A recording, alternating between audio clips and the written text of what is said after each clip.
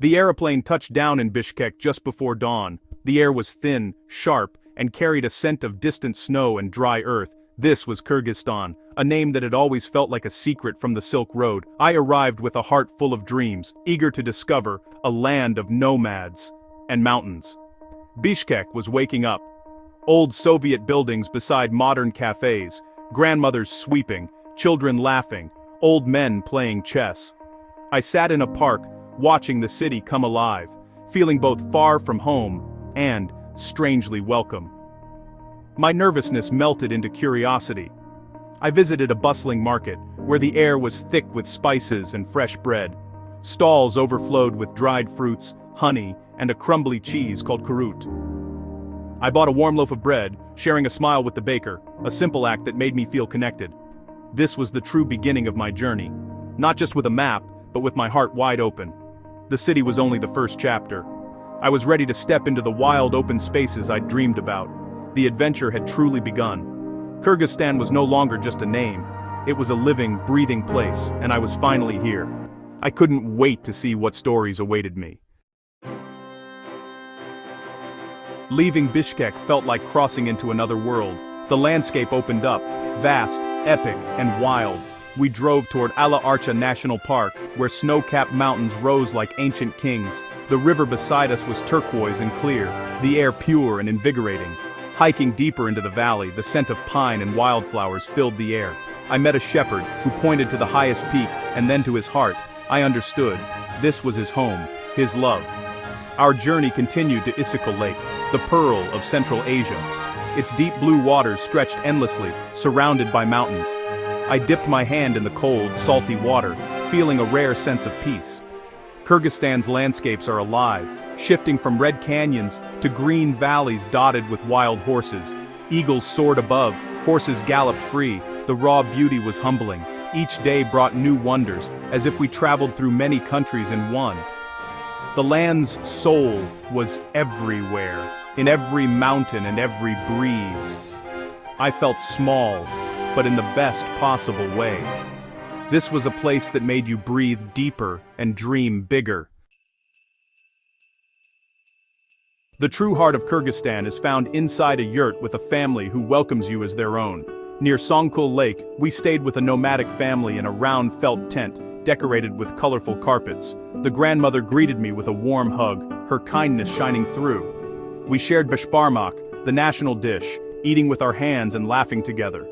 Fermented mare's milk, kumys, was an acquired taste, but I tried everything. As night fell, the yurt glowed with warmth from a small stove. The grandfather played a haunting melody on the kumys, telling stories without words. The children played and showed me their drawings, their shyness fading. Hospitality here is a sacred duty. Strangers become family. That night, under the felt roof, I felt safer and more at home than I had in years.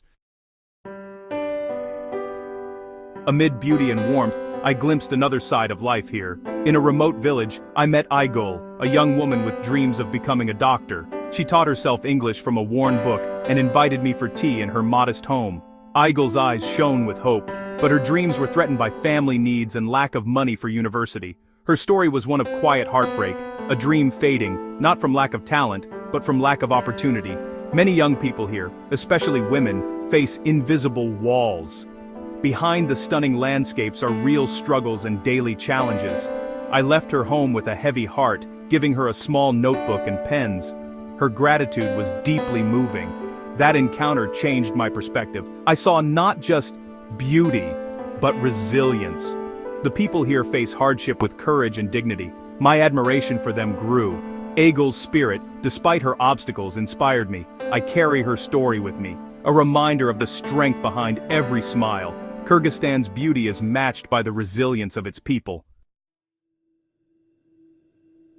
Every journey teaches you something, if you're open to it. Kyrgyzstan taught me the true meaning of wealth, found in family, tradition, and connection to the land. People here live simply, yet are rich in spirit and joy. The mountains taught me patience and perspective. Standing at their feet, my worries shrank. These peaks have witnessed centuries, reminding me how small we are in the grand story of life. I saw strength in the shepherd, the grandmother, and in Issyk-Kul's determination. The people have endured and adapted, their resilience woven into their culture. Most of all, I learned about the universal language of kindness. Though I arrived as a stranger, I was welcomed everywhere. Simple gestures, smiles, tea, shared meals, broke down all barriers. No matter where we come from, we are connected by our shared humanity. Kindness is the bridge that unites us. In Kyrgyzstan, I found that bridge everywhere. If I could write a love letter, it would be to the people of Kyrgyzstan. Thank you for showing me the beauty of a simple life and the treasure of family. Your generosity and spirit are as vast as your mountains. I will never forget the faces I met, the old man in the market, the young mother, the musician lost in his melody. These faces are the soul of your nation, proud, ancient, gentle, and welcoming. You are descendants of nomads, warriors, and poets. That spirit lives on in you. My heart broke for your struggles, but it was healed by your kindness. Even in hardship, your capacity for love is endless. Your country is more than stunning scenery. It is a place of profound human experience. I promise to tell your story, to speak of your kindness and strength. I hope others will visit, not just as tourists, but as friends. You have given me a gift more precious than any souvenir, a piece of your spirit. For that, I am forever grateful. Rakhmat. This journey has filled me with emotion and reminded me why we must travel. We travel not just to see new places, but to see with new eyes. Travel challenges our assumptions and connects us with others. The world is a vast book. Don't read only one page. Adventure can be found anywhere, if you approach it with curiosity and kindness. Be brave, ask questions, listen, and you'll discover not just the world, but yourself. Don't let fear keep you home. Let curiosity be your compass. The world is mostly filled with good, kind people. My journey continues, and I hope you'll join me in spirit. Let's promise to keep wandering, learning, and connecting. Let's fill our lives with stories, not just things. The adventure is just beginning. Onwards.